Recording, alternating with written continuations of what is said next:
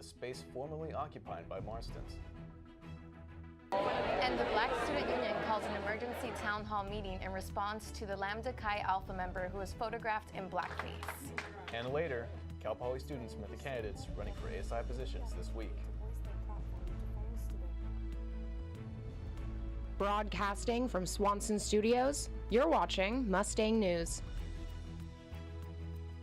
Good afternoon and welcome to Mustang News. Today is April 9th. I'm Nicholas Gonzalez. And I'm Stephanie Garibay, and here are today's stories. Marston's Bar and Grill has closed its doors, but a new bar, The Mark, is taking over the space.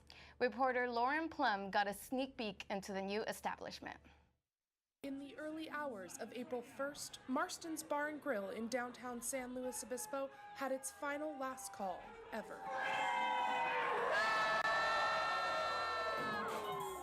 Marston's operated in San Luis Obispo for 8 years before closing its doors earlier this month. However, this space won't be empty for long. It has been purchased by Crisp Management Incorporated and is being renovated to be reopened as a new bar and restaurant. It's going to be kind of like a California cantina style bar and restaurant. We're going to have tacos and tapas, that kind of thing. And we're really trying to cater to the college students and young adults. You know, we're going to have great deals on tacos and drinks and just kind of make it affordable for them. I mean, there'll be something for everyone, but definitely want to keep the same culture and vibe. The new establishment will be called The Mark. It will have the same staff as Marston's with a new aesthetic. In addition to this, they plan on expanding and adding a back patio area. I really want to encourage people to come down here and try it out. I know it's a new vibe. A lot of the places downtown, like I said, I've lived here for a long time. They all kind of look similar and kind of have the same vibe. And I was actually really inspired I went to Austin recently.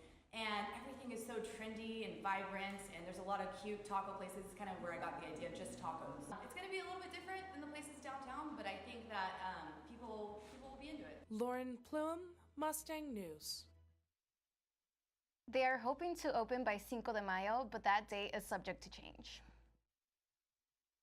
On April 9th, the Black Student Union called on the community to meet for an emergency town hall in response to the controversy surrounding the Lambda Chi Alpha brother who was photographed in blackface. The meeting opened with an official statement from the BSU which said, "This incident at the Lambda Chi Alpha's Brotherhood event perpetuates a long-standing question of what work Cal Poly SLO is doing to support the admission and, more importantly, the retention of marginalized students." This statement was followed with an open forum in which students got to speak their minds on the issue and provide suggestions. I'm sitting here trying to think of, how can we fix this problem? Because obviously we've identified the problem. We're all here to realize that. What can we do to fix it? And so, I don't know, maybe I'm thinking this is what I had brainstorming going up in my head, but so maybe we need diversity directors in each individual fraternity or a diversity director in IFC and Don't tell your friends not to come here. Tell them to come and be the change that they want to see because it needs it. ASI President Riley Nielsen was also called out during the meeting over something a student overheard her say at the IFC meeting regarding this issue. But I'm giving my seat away. I'm speaking up in meetings. I'm telling people that they should not be voting on things that have already happened.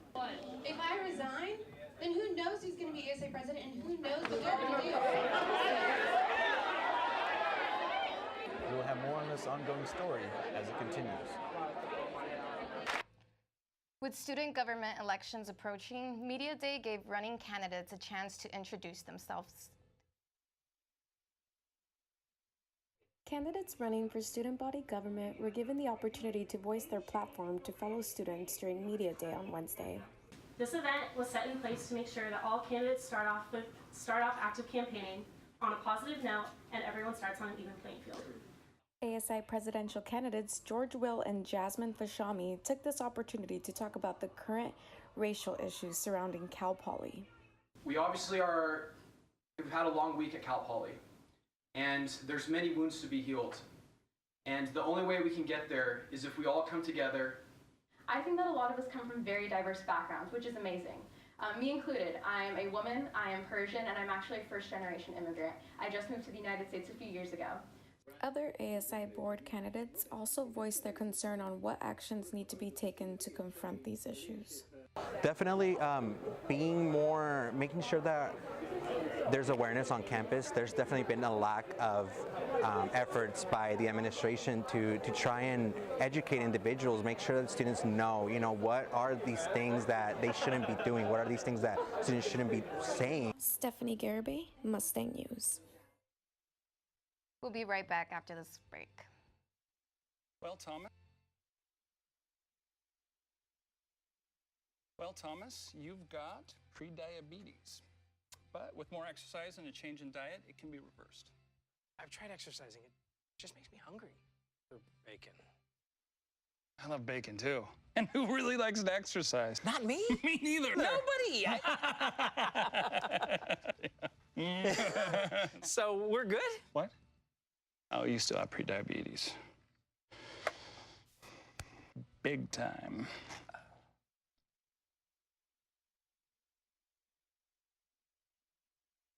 The thing about broadcast is it's not just on paper, so now you're actually seeing people's emotions and their reactions, and I think you just really learn a lot by being able to go face to face and also have a camera and capture those emotions. And broadcast is so fun in my opinion because you can take what you see and show it to your audience and show them exactly what you're witnessing or other people are witnessing at the moment.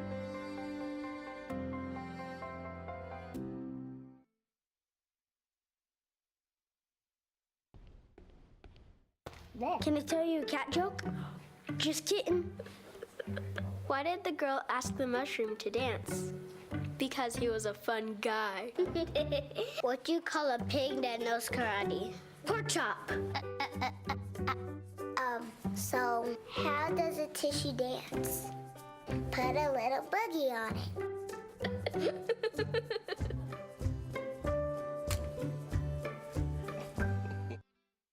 Good afternoon, Cal Poly. I'm Kayla Berenson here with your weather for this week. Starting with today, we're going to see a high of 63 and a low of 47 with winds at 14 miles per hour. So be sure to bring a jacket with you if you're on your way to class today. In North County, we're going to see mainly in the 60s and lows in the low 40s and high 30s.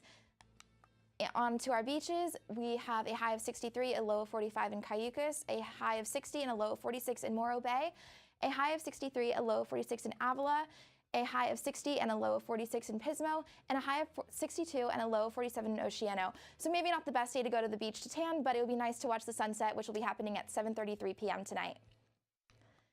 On to South County, we are going to see a high of 63, a low of 48 in Arroyo Grande, a high of 62 and a low of 46 in Napomo, a high of 60 and a low of 46 in Guadalupe, a high of 62 and a low of 46 in Santa Maria, a high of 60 and a low of 42 in Orchid, and a high of 59 and 45 in Vandenberg. On to our 5-day forecast, like I said earlier, we're going to see a high of 63 today. Tomorrow will be a high of 73, and on Saturday we'll see a high of 77. On Sunday, we're going to see a high of 70, and on Monday, we're going to see a high of 59, so it might be nice to enjoy the sun while you can this weekend. That's all I have for you today. Here's Francisco with your sports. Thanks, Kayla. I'm Francisco Martinez with your sports updates for today. Cal Poly Beach Volleyball team is now ranked number 5 in the nation. After winning 3 out of 4 games this past weekend in a tournament in Palo Alto, the team now sits at 22-4 overall. Their only loss for the weekend was against number 1 ranked UCLA, where Cal Poly lost 4-1. The team has tough competition matchups this weekend in Malibu, taking on 2 ranked teams, Arizona and Pepperdine.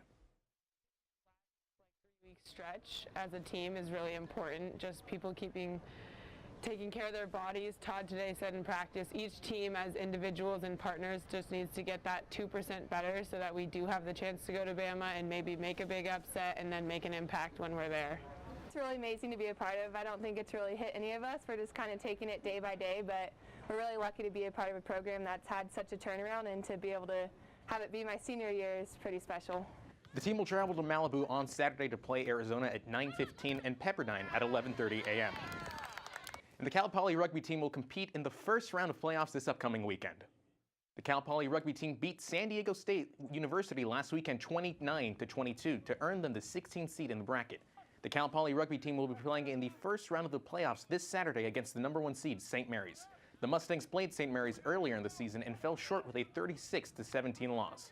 The rugby team ended the season 18-11 overall. Early in the season when we played St. Mary's, we put up a pretty good fight. They beat us in the end, but there was a lot of things that worked well for us. We kept possession of the ball and made it hard for them to defend a lot of our attack. Towards the end of the game, some of our conditioning must have let us down, so they came out on top. Last year we didn't make the playoffs, which is kind of a letdown for everybody. And when I first got here, we made the playoffs a couple years in a row. And so this year making it again, I think gives a lot of people on the team hope that, we're finally getting back up there into a top-ranked team. The team will travel to Moraga this Saturday to take on St. Mary's. Up next, we will be talking about the homicide investigation that has been taking place over the past weekend. Reporter Jana. After a successful season for the Mustangs, both the men's and women's varsity polo teams qualified for the national championship. So I think that the intensity and the support has been there to, just promote it and get really good competition to get ready for this national tournament to be held in our backyard on our horses. With the introduction of new players in the past 2 years, the team has had the opportunity to improve their skill. I mean, we're coming out to the national championships. We've won the Western region twice now. Cal Poly's never done that before. And so every single year, the bar just keeps going up and up and up. And our coach, Megan Judge, has a lot of really nice horses, and the club just keeps getting better and better. So it's been a really, really fun journey. Although the teams did not advance past the semifinals, they have goals for nationals next year. Obviously, one of our main goals is to win. So I think we'd really like to get past that semifinal and then ideally go win the final. That just means that we're going to have to work really hard in the year that we have. Jana Dunning, Mustang News. Apologies for that. That was the rodeo story. So coming up after the break, we'll be covering the investigation. Stay tuned. Our mission for this year is to basically get the news first so that Cal Poly students are aware. So far, to start off the beginning of the year, there have been things such as parking and bus routes, and students have so many questions about that, and so that kind of goes to what I want to do for this year, and is I want to get that information out to students. Good journalism means that we are getting the story out, but that it includes all the information, that it answers all the questions that people are asking.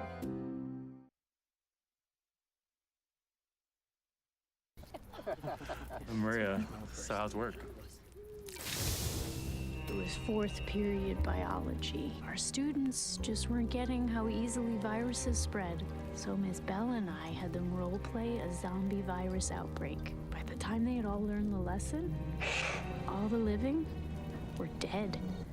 Hey, how's your job going? That big sales meeting I planned? Next year, I might get to go.